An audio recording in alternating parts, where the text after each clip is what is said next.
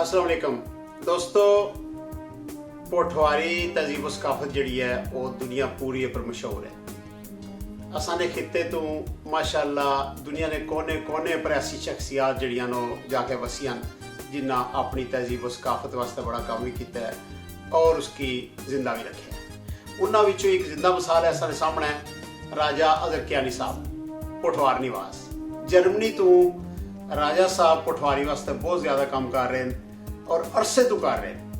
तो माशाअल्लाह उन्होंने जज्बा खिदमत वतन है, हुब्बुल वतनी है और उन्हें एक मिली नगमा तैयार किया है।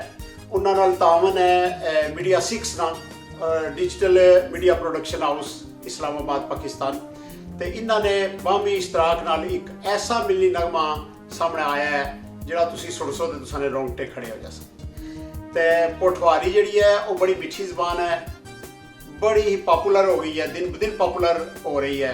और मेरा ख्याल है कि पाकिस्तान ना जो भी ना है वो रोशन करने पोठवारियाँ ना बड़ा अमलो दखल है।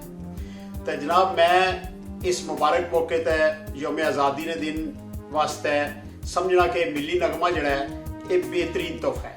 तो मैं राजा अजर कियानी साहब की और इन्होंने इदारे की जिन्होंने नाल तावन किया है सारे की मुबारकबाद पेश करना। बहुत शुक्रिया और मैंने उम्मीद है कि तुसी एंजॉय कर सको।